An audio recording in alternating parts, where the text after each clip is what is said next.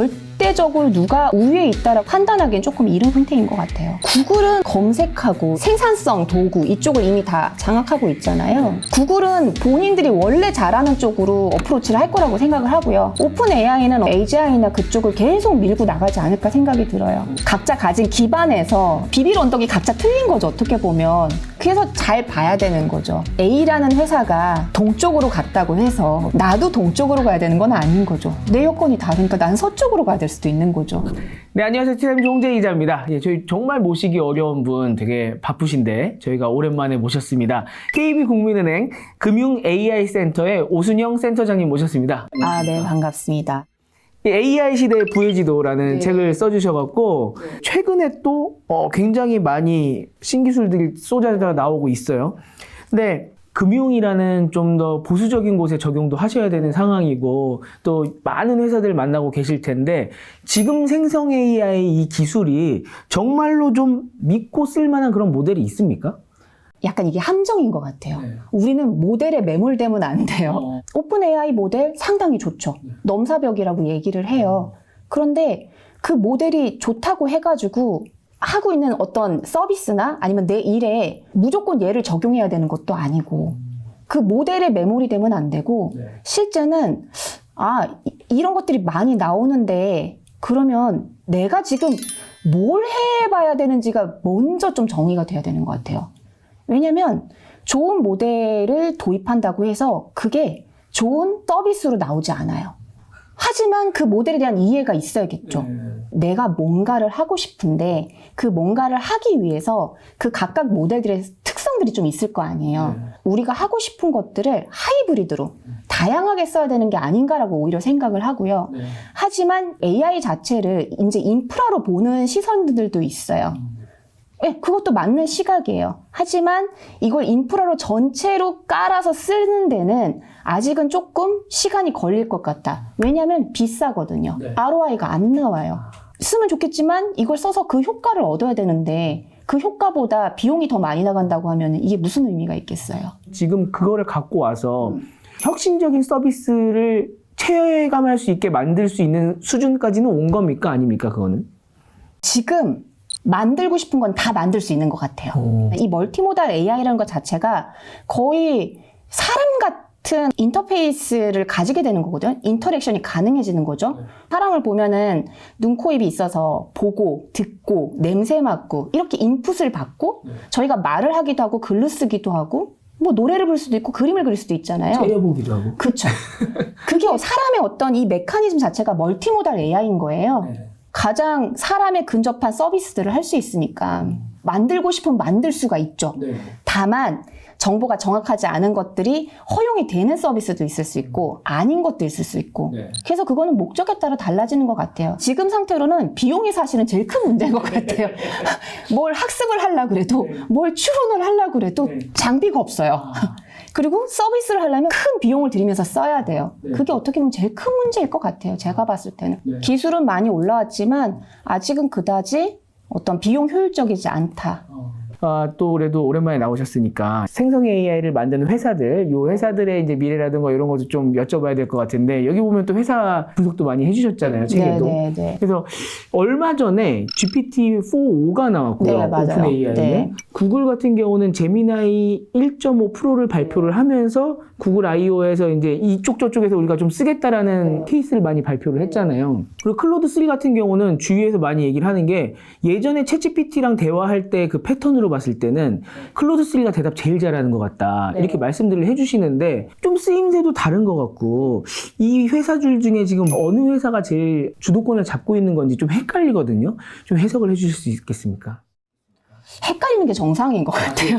제가 봤을 땐 오픈 AI가 지금 GPT-4 이제 옴니를 내놨어요. 그래서 뭐 제일 많이 얘기하는 게 뭐 토큰 효율화 뭐 그러면서 속도가 빨라졌다. 그다음 비용도 조금 떨어졌다라고 얘기하고 그렇게 따지면은 클로드 3가 GPT-4V 정도의 어떤 성능이라고 보면은 조금 비싸고 조금 애매한 입지일 수 있는 거죠. 하지만 결국은 이거를 크게 재는 게 의미가 없는 게 다 비슷비슷한 상황. 그 다음에 케이스 바이 케이스. 제가 봤을 땐 그런 것 같아요. 절대적으로 누가 우위에 있다라고 지금 판단하기엔 조금 이른 상태인 것 같아요. 저는 이번 발표를 보면서 예전이랑 다르게 받아들여졌던 거는 이번에도 I.O. 때 제미나이에 대해서 발표를 하려고 하니까 하루 전에 일부러 또 선빵을 때렸잖아요. 네. 오픈 AI에서 네. 되게 좀 치사하게. 네. 예전에는 그게 되게 큰 타격처럼 보였었는데 오히려 구글은 이번에 발표를 하면서 우리의 뭐 핵심 기능이 이거야. 막 뭐 말을 할 수 있어. 이게 아니라 우리의 서비스에 이렇게 붙을 수 있고 저 서비스에는 이렇게 붙을 수 있고 뭔가 우리는 이제 실질적으로 AI 모델을 붙여서 이런 서비스를 낼 거야. 좀 다음 스텝을 이야기한 것 네. 같고 그다음에 오픈 AI는 그런 게 없다 보니까 당장 뭘 어디다 쓸까? 좀 급하게 내놓은 듯한 약간은 이제 구글이 많이 따라왔나? 좀 이런 생각도 했었거든요. 둘의 쓰임새는 좀 어떻게 다르게 갈까요? 구글은 어쨌거나 기본 베이스가 검색하고 생산성 도구 이쪽을 이미 다 장악하고 있잖아요. 네. 구글은 본인들이 원래 잘하는 쪽으로 어프로치를 할 거라고 생각을 하고요. 네. 오픈 AI는 오히려 AGI나 그쪽을 계속 밀고 나가지 않을까 생각이 들어요. 네. 각자 지금 어쨌거나 다 똑같은 어프로치로 경쟁을 할 수 있는 상태는 아닌 것 같고 각자 가진 기반에서 이제 비빌 언덕이 각자 틀린 거죠. 어떻게 보면 구글은 애초 시작 자체가 그쪽이었기 때문에 그쪽에서 이제 비빌 언덕을 찾아서 이제 하는 것 같고 왜냐하면 과거에 오픈 AI가 하는 방식으로 해봤으나 사실은 상당히 실패적이었잖아요. 저희가 보면서도 어떻게 구글이 이럴 수가 있지라고 약간 놀라는 포인트들이 있었단 말이에요. 그래서 각각의 자기들의 어떤 페이스를 찾아가는 것 같은 느낌이에요. 이제는. 그러니까 기술 경쟁에 대한 부분들로는 부족함이 있는 것 같아요. 작년까지만 해도 저희 되게 예민하게 반응했었어요. 네. 이거를 지금 빠르게 검토를 해야 된다는 생각을 했는데 시간이 좀 흐르다 보니까 약간 조금 관망하는 느낌? 좀 더 지켜봐야 될 것 같다. 얘들이 어떤 방향으로 가야 되는지 봐야 될 것 같다는 생각을 좀 하게 되는 것 같아요. 책에도 보면은 나라 걱정이 좀 나오더라고요. 이게 국가 경쟁력이랑 AI가 이제는 같이 갈 수밖에 없다. 이 기반 기술이 나중에 되게 큰 차이를 만들 수도 있다라는 뭐 이야기도 여기 있으니까 미국, 중국이 우리와의 차이가 어떻게 좀 더 벌어졌습니까? 아니면 좀 좁혀졌습니까? 말하기가 되게 조심스러운데 사실은 더 벌어지지 않았을까요? 근데 다만 기술 격차가 전부는 아니거든요. 뭘 위해서 저희가 경쟁을 하느냐를 고민을 해봐야 되는 거죠. 우리가 이 등수 매겨가지고 그 등수가 전부다고 하면은 그 등수 안에 들려고 노력하겠지만 저희 내부 상황에 맞는 적합한 뭔가를 위해서 이거를 쓸 고민을 해야 되는 거지. 물론 기술 격차를 좁히는 것도 중요하죠. 왜냐하면 AI는 거의 국가 경쟁력하고 동급으로 보고 있잖아요. 국가 경쟁력 측면에서는 상당히 중요한 아젠다는 맞는데 기술이 다가 아니다. 사실 이걸 우리 국민에 맞게, 우리나라 정서에 맞게 아니면 환경에 맞게 뭘 도입해서 쓰는지 우리가 가진 뭐 사회적 문제가 뭔지 뭘 해소하기 위해 써야 되는지 그걸 고민을 해야 되는 것 같고 그래서 기술 격차는 뭐 벌어지고 있는 것 같아요. 어쩔 수가 없는 것 같아요. 그 부분은. 데이터 관련해서 진짜 여쭤볼 게 좀 많이 있는 것 같아요. 이 데이터 편향이나 이런 걸로 인해서 우리 데이터가 너무 안 들어가면 어떻게 보면 나중에 결과물이 나올 때 뭐 한국에 대한 얘기는 하나도 안 나오고 거기서 피해를 볼 수도 있다라는 지적이 있는가 하면은 또 반대로 예를 들어 뭐 게티이미지나 이런 데는 자기 사진을 다 뺏기고 자기네 사업이 위협을 받을 수도 있고 데이터를 안 주는 게 맞지 않냐 뭐 이런 이야기들도 있잖아요. 그러면 이걸 세국 정책을 해야 되냐 아니면 완전히 개방을 해갖고 손을 잡고 가야 되냐 되게 어려운 문제 같은데 어떤 쪽으로 선택해야 됩니까? 사실 데이터에 대한 부분들은 안보, 안전성 이런 것하고도 연관이 된 것 같아요. 그 데이터라는 거는 챗GPT에 보면 기업에서 뭐 이런 데이터는 넣지 말아라. 이런 거 묻지 말아라고 얘기를 하잖아요. 그게 우리의 고유한 경쟁력 아니면 중요한 정보들이 나갈 수 있기 때문인 거잖아요. 어떤 내부 데이터에 대한 학습에 활용하는 부분에 대해서는 그 데이터에 따라서 지금 현재는 명확하게 우리 데이터가 여기다 넣어도 안전하다라고는 하지만 정말 안전한지 거기에 대한 사실 개런티나 아니면 우리가 뭔가 확신이 없는 상태이기 때문에 금융에서도 우선은 외부에 오픈할 수 있는 그런 각종 정보들을 가지고 우선 하고 있고 내부의 데이터에 대해서는 요건 안쪽에서 다르게 소화를 해야겠다라는 생각을 지금은 하고 있어요. 지금 뭐 스몰 LLM 얘기하잖아요. 그래서 그게 KB 같은 경우도 이제 스몰 LLM에 대한 어떤 내부에서도 어프로치들이 있어요. 근데 그게 뭐 오픈 AI나 이런 것처럼 모델을 만들어서 이걸로 다 하겠다라는 게 아니라 사실은 이 규제나 진행되는 속도들이 서로 차이가 있거든요. 그래서 지금 당장에 우리가 서비스를 해서 효과를 볼 수 있는 것들은 외부의 좋은 모델로 쓰고, 그리고 그 가운데 뭔가 내부 데이터하고 뭐 규제나 이런 것들이 좀 묶여 있는 것들은 그래, 지금 우리가 내부에서 먼저 경험을 해보다가 나중에 뭐 건이 되면 밖에 걸 쓸 수도 있는 거고, 그게 좀 속도가 더뎌지면 우리 안쪽에서 먼저 써볼 수도 있는 거고. 지금은 오픈소스 모델들도요, 너무 성능이 좋아요. 한국어도 너무 잘 돼요. 그래서 과거처럼 빅데이터라고 해서 엄청난 데이터를 들이부어야 얘가 성능이 올라가는 게 아니라 약간의 튜닝만 하면 되게 쓸만하더라는 거죠. 그래서 글로벌 넘버원, 국내 넘버원이 되는 그런 걸 하겠다라기보다는 실용적으로 우리가 할 수 있는 것들을 해보기 위해서 그런 시도들을 하고 있는 거죠. 그런 시도를 하셨을 때 좀 효과들이 있어요? 얘를 쓰니까 확실히 예전에 안 되던 게 되네, 이런 게 좀 있어요? 그거는 사실은 100%죠. 과거에 그 생성형 AI라고 하기 전부터도 이미 기존의 어떤 AI 가지고 이미 효과를 보고 있고, KB 안에도 이게 수치적으로 효과가 있었다는 것들을 다 가지고 있어요. 효과는 100%죠. 100%고, 다만 뭐 어느 한 팀이 쓴다던가 아니면 어떤 한 부서가 쓴다던가 아니면 회사 전사적으로 쓴다던가 어떤 그 규모와 성격에 따라서 필요에 따라서는 안쪽에 있는 걸로 효과를 보고, 어떤 것들은 바깥쪽에 안정적인 서비스를 써야 되고, 뭐 이런 것들을 저희가 선택을 해야 되는 거죠. 모델은 정말 이 서비스를 도입하는 거에 아주 작은 퍼센트밖에 안 되는 것 같아요. 그 외에 해야 될 일이 너무 많아요. 뭐 데이터 레디니스라는 얘기도 하고 있잖아요. 그런 부분도 있고, 그 다음에 뭔가 좀 더 정확한 답변을 위해서 RAG 얘기도 하고 있고, 그 다음에 실제 그것들을 운영하기 위한 인력 구성 어떻게 할 거고, 이 모델을 그냥 쓸 건지 업데이트를 해서 쓸 건지 이런 거에 대한 어떤 내부 조직에 대한 부분, 가장 좋은 모델 이거보다도 우리가 하려는 목적에 맞는 작은 비용으로 뭐 적당히 쓸만한 모델, 그게 사실은 우리가 원하는 거죠. 그냥 소프트웨어라고 생각하시면 돼요. 워드 프로그램도 있고 한글 프로그램도 있고 아니면 메모장도 있고, 그냥 그 툴을 갈아 끼는 것 뿐이지 나오는 그 UI, UX는 사실 같아야 되죠. 전자레인지에 돌려서 음식이 나오든 인덕션을 통해서 나오는 방식은 똑같겠죠. 이쪽에 그 표출되는 디스플레이나 UI나 UX는 같겠죠. 백에서 뭔가 돌아가는 것들만 달라지는 거죠. 모델을 바꿔 쓰는 거니까. 네. 그래서 저는 정답이 없다고 생각해요.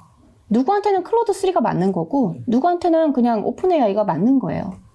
어쩔 때는 셋 다 써야 될 수도 있고. 네, 그럴 수도 있는 거죠. 네. 책에도 다뤄주신 게티 이미지처럼 니네 우리 거 왜 이렇게 자꾸 갖다 쓰냐 그러면 이제 고소해서 법정으로 가는 사례랑, 셔터스톡처럼 우리 거 갖다 쓰시고 대신에 모델 갖고 오시고 그래서 우리 거 더 고도화 할 거고 뭐 요런 사례랑 어느 쪽이 맞는 겁니까? 사실은 이 AI의 뭐 일자리가 없어질 수도 있습니다. 뭐 할 수 있습니다라는 다양한 우려사항이 있지만, 이건 어느 누구도 멈출 수 없는 그냥 방향인 거죠. 그래서 어떻게 보면은 셔터스톡이 이거는 그냥 흐름이야. 우리가 붙잡고 아니라고 우긴다고 해서 그게 되지 않는 거야 라는 거를 안 거죠. 제가 봤을 때는. 그래서 오히려 적극적으로 그런 회사들하고 협력을 하는 거죠. 거기서 다른 수익 모델을 찾아가는 거죠. 피봇을 할 수밖에 없는 거군요. 네, 그렇죠. 그 갈림길은 갈림길이네요, 지금. 네, 그렇죠. 그래서 잘 봐야 되는 거죠. A라는 회사가 동쪽으로 갔다고 해서 나도 동쪽으로 가야 되는 건 아닌 거죠. 내 여건이 다르니까 난 서쪽으로 가야 될 수도 있는 거죠. 직업 얘기할 때 거스를 수 없는 흐름이라고 그랬잖아요. 그래서 일자리가 뭐 없어지고 줄어들고 그거를 아니라고 우길 수는 없어요. 어떤 것들은 분명 사라질 거고 어떤 거는 변화할 거예요. 근데 대한민국 상황을 보면 인구 절벽이 얼마 남지 않았어요. 어떻게 보면 저는 일할 사람이 없어질 수도 있어요. 그렇죠. 네.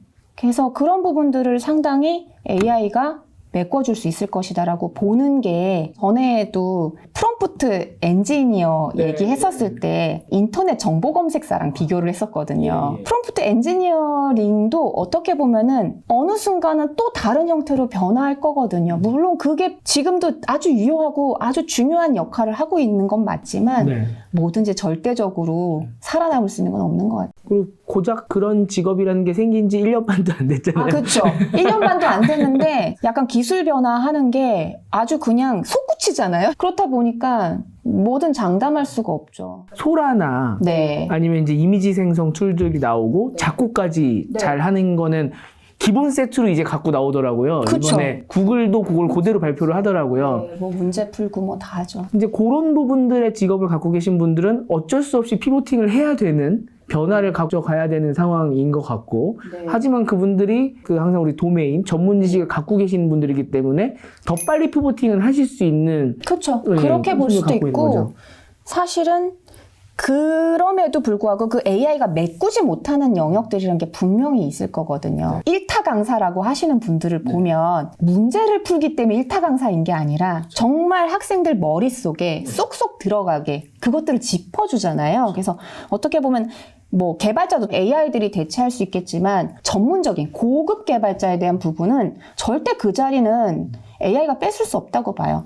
그분들을 보조하겠지 그분들을 대체할 수는 없어요. 뭐 코파일럿이라던가 이런 생성 AI랑 같이 개발할 수 있는 환경으로 바뀌고 나면 그 환경에 맞는 또 개발 언어라던가 개발 환경 뭐 툴이 나올 수도 있는 거잖아요. 좀 더 자연어에 가까워지지 않겠어요? 지금도 이미 뭐 코딩 같은 거 짜는 거 보면 뭐 하는 코딩 짜줘라고 얘기를 하잖아요. 이미 자연어에 가까이 가고 있어요. 저희가 뭐 코딩도 100줄에 짜는 사람과 100줄짜리에 10줄에 짜는 분들이 있잖아요. 그런 어떤 개발의 묘? 정도가 아마 더 있을 것 같고. 인간은 보면은 주저앉을 것 같다가도 거인이 나타나면 또 거기 어깨 위로 올라가서 서버리고 또 뭐가 나타나면 또 위에 올라가서 서버리고. 스토리텔링이 있죠. 뭐가 나오면 거기에 따른 환호하고 좌절하고 분노했다가. 일단 애플 같은 경우에 말들이 많잖아요. AI 시대 패배자다. 뭐 주가가 빠진다.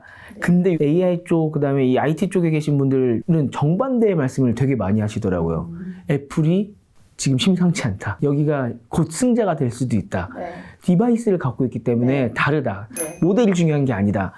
어느 쪽이 맞다고 보십니까? 애플은 기술을 강조한 적이 단 한 번도 없어요. 항상 사용자 경험을 얘기를 했고 제품을 얘기했었어요. 심지어 AI라는 단어도 잘 안 썼죠. 그냥 머신러닝이라는 단어를 썼었고, 말씀하신 대로 애플이 잘하는 거는 디바이스에 정말 핏이 맞는 그런 콘텐츠, 그 다음에 그 콘텐츠들이 올라가는 정말 풍부한 생태계, 이 3박자를 다 가지고 있잖아요. 그래서 지금 뭐 AI 모델을 애플이 만들든 안 만들든 오픈 AI랑 지금 거의 협업하는 모양새로 가고 있지만 애플은 본인들의 어떤 제품과 핏이 맞는 그냥 모델을 찾을 뿐이었지 언제든 저는 부활할 수 있다고 봐요. 미국 같은 경우는 애플 생태계로 지금 거의 다 되어 있잖아요. 거기다 넣기만 하면 사실은 이거야말로 모든 사람들이 내가 AI를 쓰는지 모르면서 쓰게 되는 거예요. 이미 가지고 있는 디바이스로 쓰게 되는 거죠. 그래서 저는 애플의 어떤 한 방이 있을 거라고 봐요. 그러니까 지금 말씀하시는 거 듣다 보니까 우리가 애플이 굴복했다 뭐 이렇게 생각을 했는데 반도체도 보면은 M1칩 나온 게 아이폰 한지 한 10년 후에 나온 거잖아요. 한 방을 기다리고 있는 거라고 생각을 합니다. 일단은 좋은 거 갖다 써서 좋은 서비스를 만들고 그 다음에 바꾸고. 그 다음에는 사용자들이 기억하는 거는 모델이 아니라 그 킬러 앱이고 그 서비스잖아요. 뭐가 중요한지 정확하게 아는 거죠. 그 서비스를 제공하는 회사의 입장에서는. GPT-4 보면은 속도가 엄청 빨라져서 음성으로 바로 대화를 할 수 있고 또 목소리가 진짜 사람처럼 하기도 하고 성대모사도 해주고 별의별 거 다 해주던데 이게 정말 이 사람의 벗이 될 수 있을까요? 지금 이 상태로? 사실은 누군가에겐 벗이 될 거고요. 누군가에겐 되지 않을 거예요. 근데 충분히 할 수 있는 준비는 되어 있는 거죠. 왜냐면 과거에 독거노인들을 위한 어떤 그런 것들이 있었어요. 그게 어떤 기술적으로 상당히 높은 기술이어서 그분들한테 벗이 되고 의지가 됐던 건 아니었거든요. 그래서 그 문제는 아닌 것 같아요. 제가 봤을 때는. 분명히 수요가 있고 그 수요에 적합하게 뭔가 서비스 개발을 하면 충분히 먹히는 거죠. 하긴 생각해보니까 이 정말 옛날 얘기긴 합니다만 네. 삐삐 시대에 삐삐요. 네. 파리파리. 네. 삐삐 시대에 이게 처음에 번호로만 찍다 나중에 음성 삐삐가 나왔잖아요. 네. 그 문자 삐삐가 나왔잖아요. 네. 문자로 찍어주는 제가 그거를 좀 썼었는데 그때도 생각을 해보면 적어주시는 분이랑 직접 통화를 해서 제가 설명을 하면은 되게 정확하게 전달이 돼요. 네. 근데 그게 또 뭔가 좀 싫어서 늘 제가 이제 음성을 남겨놓으면 그거를 적어주시는 분이 적어갖고 보내시거든요. 그렇게 되면 조금 부정확한데 그럼에도 불구하고 사람한테 직접 얘기하는 게 되게 불편하더라고요, 저는. 그렇죠. 네. 사실은 생각을 해보면 그 삐삐 시절에 음성사서함에 혼자 떠드는 것조차도 되게 처음엔 이상했어요. 그 다음에는 막 했지만 이 뭔가 남긴다는 것 자체가 너무 이상했죠. 음성사서함. 맞아요. 네. 음성사서함. 심지어 삐삐가 나오기 전에 그냥 일반 음성사서함도 있었고 삐삐 또 음성사서함도 있었고. 그렇죠. 뭔가 모니터를 앞에다 두고 거기다가 뭔가 상담을 하고 대화하는 게 아직은 어색하거나 거부감이 있는 분들도 분명히 존재할 거예요. 사람을 선호하시는 분이 계신가 하면 그렇죠. 또 사람한테 설명하는 게 난 싫고 그냥 이게 나아 하는 사람도 있고. 근데 불편한 골짜기의 핵심 중에 하나는 실제 그 성능이 그만큼 올라와 있지 않아서 너무 이상했던 거죠. 아, 쟤는 못 알아들을 거야 라고 생각하면서 얘기를 해야 되는 상황들이 있었거든요. 근데 지금은 너무 잘하니까. 얘는 사람이 아니라는 것들을 이렇게 전제하고 하는 부류와 그래도 얘는 AI니까 캐릭터로 가야 돼라는 부류와 이것들이 지금은 혼재되어 있는 상태일 것 같아요. 그거는 뭐 지금 당장 답이 나진 않겠군요. 사람이 네. 적응해가면서 또 많이 바뀔 네. 거고 성향도. 그리고 하여튼 누구를 대상으로 하는지와 그 종류의 것이 뭐 민감한 건지 진지한 어떤 그런 상담문 같은 경우는 캐릭터보다야 실사가 더 나을 수도 있겠죠. 그래서 그거는 케이스 바이 케이스인 것 같아요. 생성형 AI 시대 얘기할 때 금융에서 제가 제일 강조했던 게 금융 리터러시를 얘기를 했었거든요. 금융이 보면은 우리 생활에는 상당히 가까이 있는데 너무 어려워요. 근데 사실 금융 서비스는 PB센터나 전문가들이 붙을 수 있는 고객층은 한정되어 있다 보니까 365일 24시간 언제든 해줄 수 있는 게 지금 이 생성형 AI가 가진 특징들이다 보니까 금융 리터러시 관련해서는 상당히 커버를 해줄 거라고 봐요. 그러니까 궁금한 것들 물어보는 족족이 상당히 디테일하게 맥락을 가지고 답변을 충실하게 해줄 거니까. 이런 거죠. 우리가 뭐 3인 가족이고 나는 뭐 5년 뒤에 은퇴를 해야 되고 내 아이는 공부를 잘해서 어디 유학을 가 있다라고 하면 그 컨디션에 맞게 나는 어떻게 절약을 해야 되고 돈을 어떻게 저축을 해야 되고 어떻게 소비를 해야 되고 어떻게 투자를 해야 되고 그런 것들이 사실은 시간이 지나면서 어떤 데이터에 대한 부분이나 아니면 이미 말하는 거에 대해서는 다 갖춰져 있다고 봐야 되고요. 그 부수적으로 이제 그 고객을 이해하는 부분에 대한 것들이 조금 열리기 시작하면은 그런 혜택들을 실제 고객들이 받아보실 수 있겠죠. 기술은 되어 있으니까. 파편적으로 있는 AI화된 기술들이 AI 에이전트 같은 애가 붙어서 한 사람한테 자산관리사 역할을 할 수 있게끔 이게 다 돼 있는 건가요? 좀 몇 개는 돼 있는 것 같은데 예를 들면 스타뱅킹 앱에 들어와도 증권 주식 매매가 가능하고 보험 상품이 가능하고 이렇게 다 이동이 가능하도록 되어 있거든요. 되더라고요. 네, 그래서 네. 실제 그 고객이 뭐 어디로 몇 건 하는 것도 볼 수 있는 상태이죠. 에이전트 얘기도 하셨지만 뭐 이렇게도 될 수 있는 거예요. 어떤 소비 생활을 담당하는 에이전트가 있고 아니면은 투자에 대한 걸 담당하는 에이전트들이 있어서 자기네들이 주고 받으면서 이 고객한테 맞는 정보를 에이전트 넷이 이렇게 갖다 줄 수도 있는 거고 한 에이전트의 이런 것들이 다 커버가 가능해서 그렇게도 제공을 할 수 있을 거고 뭐 그거는 어떻게 구현하고 어떻게 데이터들이 흘러가느냐에 따라 다르겠지만 주거니 받거니가 되겠죠. 물론 제도적인 거 규제에 대한 것들은 풀어져야 되겠지만 그냥 이론적으로는 지금 그런 것들이 될 수 있는 여건이 되어 있는 거죠. 지금 1년 반 동안 달려오셨잖아요. 올해 남은 시간 한 이제 절반 정도 남았고 챗GPT가 나온 이후에 검토도 하시고 이제는 조금 관망으로 돌아갔다고 하시고 근데 이제 서비스는 또 우리가 만들어야 될 것 같고 어떤 스텝을 앞으로 밟아가실 것 같습니까? 관망이라고 말을 하긴 했는데 정확히 표현하면 호들갑 떨지 않는 거죠. 정확한 표현은 뭐가 나왔다라고 했을 때 그 기술적인 어떤 변화나 이런 것들을 좀 보는 거죠. 보고 얼마나 효율적이어졌는지 얼마나 비용이 경쟁력이 있는지 이런 것들을 좀 보는 거고요.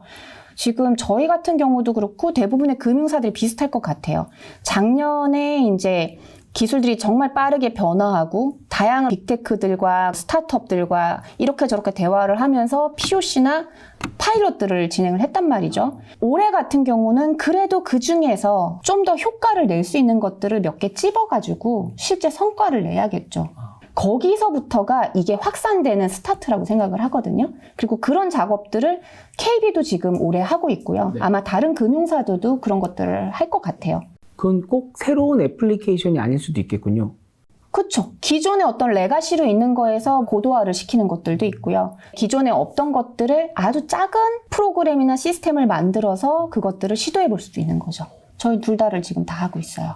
생각해 보면은 이게 몇 번만 대답 잘해도 그냥 쓰게 될 거라고요. 네. 예. 그거는 저희가 뭐 쓰세요 하지 않아도 쓰게 될 거라. 그런 게 이제 바로 과시적으로 볼 수 있는 성과가 될 수 있겠네요. 근데 대고객 서비스는 하여튼 조심은 해야 된다라는 거죠. 뭐 상품 정보나 뭐나 틀림이 있어서는 안 되니까 내부에서 충분히 돌려봐야죠. 그래서 우리가 모르는 케이스가 없지는 않은지 뭔가 이 안에서 노하우가 쌓이면 그게 이제 그 다음에 대고객 서비스로 가겠죠. 이거 뭐 정말 그냥 여쭤보는 건데요. 우리가 기다리는 건 킬러 앱이잖아요. 네. 그 킬러 앱이 언제쯤 나올 것 같아요? 어머, 그런 질문이 어디 있어요? 그거 저 어디 점쟁이한테 가세요.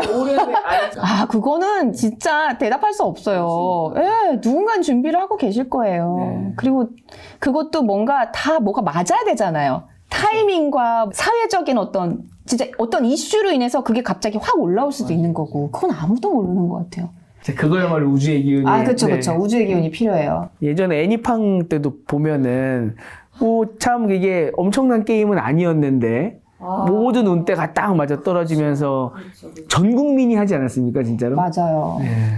예, 오늘 오순영 센터장님 모셔서 정말 궁금한 거 이것저것 많이 여쭤본 것 같습니다. 오늘 모실 수 있었던 이유가 저희 등가 교환 아닙니까?